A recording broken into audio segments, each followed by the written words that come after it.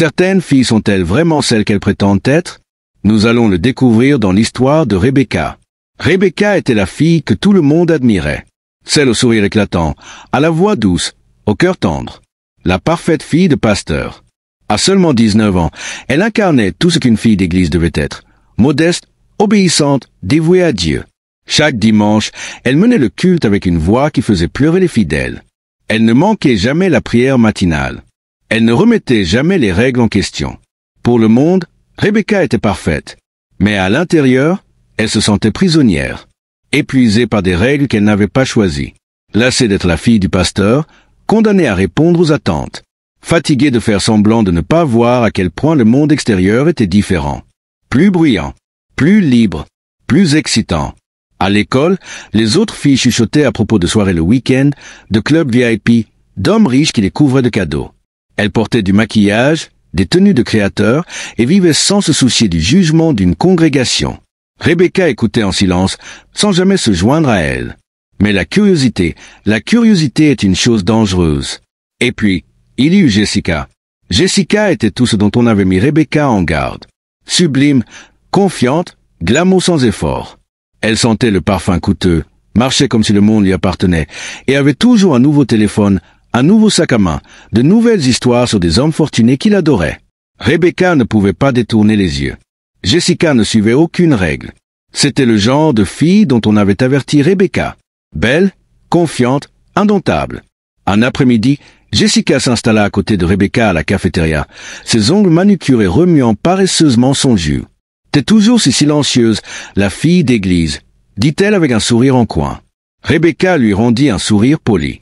« Je parle pas beaucoup, c'est tout. » Jessica l'observa un instant, puis se pencha légèrement, baissant la voix. « Mais tu écoutes. » Une pause, puis avec un sourire malicieux. « Et je sais que tu te demandes à quoi ça ressemble. » Rebecca se raidit. « De quoi tu parles ?» Jessica inclina la tête, ses yeux pétillants d'amusement. « La vie, le plaisir, la liberté. Pas de règles, pas d'attente, personne pour surveiller chacun de tes gestes en attendant que tu sois parfaite. » Rebecca ouvrit la bouche pour protester, mais aucun mot ne vint. Jessica rit doucement. « Détends-toi, je vais pas te convertir. » Elle tapota sa paille contre son verre. « Je pense juste que tu serais dangereuse si tu arrêtais de faire semblant. » Rebecca déglutit péniblement. Jessica n'avait aucune idée à quel point elle avait raison. Le premier mensonge fut petit. Son père lui avait dit de rentrer directement après la répétition de la chorale. Au lieu de ça, elle alla chez Jessica. Juste 1 heure, se dit-elle, juste pour voir. La maison de Jessica n'avait rien à voir avec la demeure stricte de Rebecca. Pas de versets bibliques encadrés au mur. Pas de couvre-feu oppressant. Pas de prières murmurées dans l'air du soir. À la place, de la musique faisait vibrer les pièces, emplissant l'espace. L'odeur de parfums coûteux flottait dans l'air. Des filles étaient allongées sur des canapés en velours, leur rire se mêlant à la lueur des ring lights pendant qu'elles filmaient des vidéos TikTok. Jessica lui lança une robe courte, moulante, rien à voir avec ce que Rebecca avait déjà porté. « Et celle-là » insista-t-elle. « Personne ne le saura. » Rebecca hésita, ses doigts effleurant le tissu. Puis, lentement, elle l'enfila. Dans le miroir, une étrangère la regardait. Pas la fille du pasteur, pas la jeune fille sage et obéissante. Quelqu'un d'autre, quelqu'un de dangereux. Et pour la première fois, Rebecca se demanda si elle n'avait pas vécu la mauvaise vie depuis toujours. La première fois qu'elle sortit en cachette, ce fut trop facile. Ses parents étaient à une veillée à l'église, ses jeunes frères et sœurs dormaient profondément. Le texto de Jessica illumina son écran. « T'es prête ?» Rebecca enfila la robe, ses doigts assurés tandis qu'elle appliquait du maquillage, imitant ce qu'elle avait vu Jessica faire. Quand elle se regarda dans le miroir, elle ne reconnut pas la fille qui lui rendait son regard. Une excitation vibrait sous sa peau alors qu'elle sortait, le cœur battant. Elle monta à l'arrière d'un taxi qui l'attendait. Au club, la musique était assourdissante, les lumières aveuglantes, l'air saturé de parfum, de sueur et de quelque chose qu'elle ne pouvait nommer. Les filles dansaient avec une grâce insouciante. Les hommes les observaient comme des trophées à conquérir. Jessica se pencha vers elle et murmura « Bienvenue dans le vrai monde, fille d'église ». Rebecca prit une profonde inspiration, puis avança. Elle n'avait aucune idée qu'elle venait de pénétrer dans la partie la plus dangereuse de sa vie. Elle aurait dû avoir peur. Elle aurait dû rentrer chez elle après cette première nuit. Mais elle ne le fit pas. Au contraire, elle en voulut plus. La manière dont les gens la regardaient dans cette robe, le frisson de briser les règles, la liberté dans le rire insouciant et sauvage de Jessica. Cette nuit-là avait réveillé quelque chose en elle. Quelque chose de sauvage. Quelque chose de dangereux. Et ce n'était que le début. Le premier mensonge avait été petit. Le deuxième fut forte. « Je dors chez Grace pour une étude biblique », dit-elle à son père. Le pasteur James rayonna de fierté. « C'est ma fille. » L'espace d'un instant, la culpabilité lui serra la poitrine. Puis elle entendit le klaxon de la voiture de Jessica dehors, l'appelant dans la nuit. Et juste comme ça, la culpabilité s'évanouit.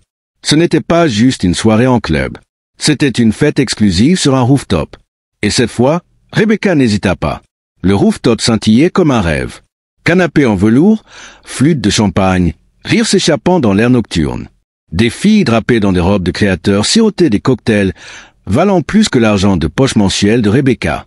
Des hommes en costume sur mesure, leurs montres brillant sous les lumières de la ville. Rebecca se sentait différente ici. Elle se sentait puissante. Jessica la poussa vers un homme. « Rebecca, voici David. » Il était plus âgé, peut-être 35 ans. Son costume impeccable, son sourire acéré, ses yeux la scrutant lentement, avec intention. « Tes nouvelles ?» murmura-t-il. Rebecca hocha la tête, soudain gênée. David rit doucement. « Pas besoin d'être nerveuse, fille d'église. T'es entre de bonnes mains. » Son souffle se coupa. Comment savait-il? Jessica rit, passant un bras autour des épaules de Rebecca. « Elle est spéciale, David. Sois gentil. » David esquissa un sourire. « Oh, je serai très gentil. » Rebecca ne le savait pas encore, mais cette nuit-là, elle avait conclu un pacte avec le diable. David était différent des garçons de l'école. C'était un homme. Il lui envoyait des cadeaux, parfums, chaussures de créateur, le dernier téléphone. « Tu mérites de belles choses », lui disait-il. Et pour la première fois de sa vie, Rebecca se sentait désirée. Mais les cadeaux ont toujours un prix. Une nuit, David vint la chercher dans sa voiture, une Mercedes noire élégante qui sentait le cuir et le danger. « T'es magnifique », murmura-t-il, repoussant une mèche de ses cheveux. Le cœur de Rebecca battait à tout rompre. Puis il se pencha vers elle, et elle comprit que c'était le prix. Son souffle se bloqua. Elle avait aimé les cadeaux, l'attention, l'excitation. Mais ça, était-elle prête pour ça? Les doigts de David effleurèrent sa mâchoire, attendant une réponse. À cet instant, Rebecca dut choisir. Était-elle toujours la fille du pasteur, ou était-elle devenue quelqu'un d'autre? Elle choisit. Et ce fut le mauvais choix. Rebecca se réveilla le lendemain matin en se sentant différente. Quelque chose en elle avait changé. Elle se regarda dans le miroir, cherchant la fille d'église qu'elle avait été. Mais tout ce qu'elle voyait, c'était une étrangère avec du parfum coûteux sur sa peau et des secrets dans les yeux. Le pire, elle ne regrettait rien. C'était le premier signal d'alarme. Le deuxième arriva plus tard dans la semaine. Elle était en cours quand son téléphone vibra. Un message de David, « Viens dehors, maintenant !» Son cœur s'emballa. Elle sortit discrètement du cours et trouva sa voiture garée de l'autre côté de la rue. Dès qu'elle s'installa sur le siège, elle sut que quelque chose n'allait pas. Le visage de David était différent. Plus sombre, moins charmant. « Tu ne réponds pas à mes appels, » dit-il, sa voix trop calme. Rebecca déglutit. « J'étais occupé. » Sa mâchoire se crispa. « Ne joue pas avec moi. » L'air dans la voiture devint lourd. L'estomac de Rebecca se noua. C'était le moment où elle réalisa qu'elle était allée trop loin. Et elle ne savait pas comment s'en sortir. Les mensonges s'étaient multipliés. Rebecca ne se contentait plus de sortir en cachette. Elle vivait une double vie. Le jour, elle était toujours la fille du pasteur James, la parfaite fille d'église. La nuit, elle était autre chose. Mais les mensonges ne durent jamais éternellement. Et bientôt, quelqu'un allait découvrir son secret. Le secret de Rebecca devient de plus en plus difficile à cacher. Quelqu'un de proche commence à suspecter la vérité. Le monde de l'église et celui de la vie noctambule commencent à se heurter. Et une seule erreur va provoquer un désastre qu'elle n'avait jamais vu venir. Le dimanche matin arriva plus vite que Rebecca ne l'aurait voulu. Elle n'avait presque pas dormi la nuit précédente. David devenait possessif. Il avait appelé 10 fois, et quand elle n'avait pas répondu, il lui avait envoyé un texto glaçant. « Tu penses pouvoir m'ignorer? Je t'ai faite. Tu me dois tout. » Rebecca avait fixé le message longtemps, une peur étrange lui nouant les entrailles. Mais aujourd'hui, elle devait redevenir la fille du pasteur. Elle appliqua de l'anti-cerne sur la marque à peine visible sur son poignet. David l'avait saisie trop fort quand elle avait voulu partir du club. Ça va. Personne ne le remarquera. Ou du moins, c'est ce qu'elle pensait. Car alors qu'elle était assise au premier rang à l'église, la tête baissée en prière, elle sentit un regard perçant sur elle. Sa mère remarquait tout.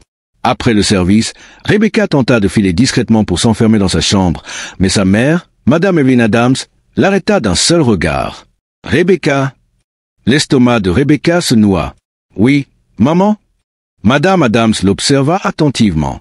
Tu es distante, dit-elle, et elle tendit la main, effleurant la marque ouverte d'anti-cerne sur le poignet de Rebecca. Qu'est-ce qui se passait ici? Rebecca retint son souffle. Rien, maman. Je me suis brûlée en repassant ma robe. Sa mère fronça les sourcils. Je ne t'ai pas vu utiliser le fer à repasser récemment. Rebecca sentit ses mains devenir moites. J'ai utilisé celui de Grace. J'ai dormi chez elle. Les yeux de Madame Adams s'assombrirent. Quelque chose dans son regard fit chavirer l'estomac de Rebecca. Elle savait. Peut-être pas tout, mais assez. Sa mère soupira. Viens m'aider à la cuisine. Rebecca hésita. Maman, Rebecca. Il n'y avait pas de discussion possible. La cuisine sentait les épices fraîches et les plantains frits. Rebecca se tenait à côté de sa mère, coupant des oignons, essayant d'agir normalement. Dis-moi la vérité, Rebecca, dit soudain sa mère. Le couteau de Rebecca s'arrêta au milieu d'une coupe. Sa poitrine se serra. De quoi tu parles? La voix de sa mère était douce mais ferme. Tu me mens. Je le sens. Rebecca força un rire. Maman, tu te fais des idées. Madame Adams essuya ses mains sur son tablier et se tourna vers elle. J'ai été jeune, moi aussi. Rebecca déglutit péniblement. Il y a une certaine lueur quand une fille est amoureuse, poursuivit sa mère. Mais il y a aussi une certaine obscurité quand une fille est en danger. Rebecca sentit sa gorge se nouer. Je ne sais pas ce que tu fais, Rebecca. Mais fais attention, dit doucement sa mère. Le diable donne toujours des cadeaux d'une main et prend quelque chose de plus grand de l'autre. Ces mots frappèrent Rebecca plus fort qu'elle ne l'aurait cru. Elle pensa à David, aux cadeaux, aux soirées, aux dangers qui se rapprochaient chaque jour. Perdait-elle déjà plus qu'elle ne gagnait? Sa mère toucha sa main doucement. Tu peux tout me dire, mon enfant? L'espace d'un instant, Rebecca faillit craquer et tout lui avouer. Mais son téléphone vibra dans sa poche. Un message. David, viens dehors. Maintenant. L'estomac de Rebecca se retourna. Elle retira sa main de celle de sa mère et força un sourire. Faut que j'aille étudier, maman. Elle sortit précipitamment de la cuisine avant que sa mère ne puisse l'arrêter. Elle ne vit pas les larmes inquiètes qui se formaient dans les yeux de sa mère. Rebecca sortit de la maison et trouva David garé près du coin de la rue. Dès qu'elle monta dans la voiture, elle sut que quelque chose n'allait pas. David ne souriait pas. Sa mâchoire était crispée, ses doigts serrant le volant. « Tu m'évites » dit-il froidement. Rebecca secoua la tête rapidement. « Non, j'étais juste occupé. » David expira brusquement, puis attrapa soudain son menton, la forçant à le regarder. « Ne me mens pas, Rebecca, dit-il. » La peur la traversa. Elle n'avait jamais vu ce David-là auparavant. Le David charmant et confiant avait disparu. Ce David était dangereux. Rebecca déglutit. « Je suis désolé. » La poigne de David se relâcha, et il soupira. « Brave fille. » Puis il fouilla dans sa poche et lui tendit quelque chose de petit. Un bracelet en or. « Cher? Magnifique. » Rebecca hésita. « C'est un cadeau, dit David avec un sourire forcé, pour te rappeler à qui tu appartiens. » Le mot appartient lui donna la chair de poule. Mais elle hocha la tête et le mit. Et à cet instant, elle réalisa qu'elle n'était plus libre. Rebecca essaya d'agir normalement à l'école, mais quelqu'un l'observait. Sa meilleure amie, Grace. Un après-midi, Grace la prit à part. « Rebecca, faut qu'on parle. » Rebecca força un sourire. « De quoi ?» Grace croisa les bras. « De toi? Tu agis bizarrement. » Rebecca sentit son pouce accélérer. « Tu disparais. Tu mens sur où tu es. » Et la voix de Grace baissa. « Parfois, tu sens l'alcool. » L'estomac de Rebecca se noua. La voix de Grace s'adoucit. « Qu'est-ce qui se passe? T'es en danger? » Rebecca rit nerveusement. « Non, tout va bien. » Mais Grace n'était pas convaincue. « Tu sais que je t'aime, hein? » Rebecca hocha la tête rapidement. « Bien sûr. » « Alors dis-moi la vérité. » Rebecca hésita. Puis elle secoua la tête. Y a rien à dire. Grace soupira, ses yeux tristes. Ok. Si tu veux pas me le dire, je trouverai moi-même. Le cœur de Rebecca s'arrêta. Qu'est-ce que tu veux dire? Murmura-t-elle. Grace la regarda droit dans les yeux. Je t'ai suivi hier soir, Rebecca. La double vie de Rebecca commence à s'effondrer. La vraie nature de David se révèle, et une seule erreur va plonger Rebecca dans le moment le plus dangereux de sa vie. Son cœur s'arrêta. Je t'ai suivi hier soir, Rebecca. Les mots de Grace planaient dans l'air, lourds et tranchants. Rebecca sentit son corps se glacer. Quoi? Qu'est-ce que tu veux dire? Murmura-t-elle. Les yeux de Grace brûlaient de déception. Je t'ai vu, Rebecca. Au club, habillée comme... Grace hésita, secouant la tête. Ce n'était pas toi? Ce n'était pas la fille avec qui j'ai grandi. Rebecca déglutit péniblement. Ses mains tremblaient. Si Grace savait, qui d'autre était au courant? Rebecca, dit-elle en forçant un rire, c'est pas ce que tu crois. Grace croisa les bras. Alors explique. Rebecca ouvrit la bouche. Aucun mot n'en sortit, car la vérité était trop laide, trop dangereuse. Les yeux de Grace s'adoucirent. Rebecca, pas moi. Est-ce que quelqu'un te force? C'est ce mec? Rebecca sentit sa gorge se serrer. David. Elle pensa à sa poigne sur son poignet, à son regard froid, à la manière dont il contrôlait chacun de ses mouvements. Mais elle ne pouvait pas le dire à Grace. Si David l'apprenait. Rebecca força un autre rire. Je vais bien, Grace. Vraiment. J'avais juste besoin d'argent. C'est tout. L'expression de Grace s'effondra. Tu n'as pas besoin d'argent à ce point. Rebecca détourna le regard. Tu comprends pas? Grace lui prit la main. Alors fais-moi comprendre. Rebecca se dégagea. On a fini de parler. Elle tourna les talons et s'éloigna. Mais à chaque pas, son cœur battait plus fort. Elle avait perdu sa meilleure amie. Et elle n'avait aucune idée à quel point les choses allaient empirer. L'histoire de Rebecca est loin d'être terminée. Les choix qu'elle a faits, la douleur qu'elle a endurée, la trahison qu'elle a subie, tout cela est-il vraiment derrière elle, ou le passé attend-il juste le bon moment pour frapper à nouveau? La vie a une manière de ramener les choses qu'on essaie de fuir. Mais quand cela arrive, serons-nous prêts? Rebecca le sera-t-elle? Posez-vous la question. Peut-on vraiment échapper à son passé, ou finit-il toujours par nous rattraper? La douleur doit-elle être oubliée, ou sert-elle de leçon pour l'avenir? Si vous étiez à la place de Rebecca, que feriez-vous ensuite? Restez à l'écoute pour la deuxième partie, car la tempête est loin d'être terminée.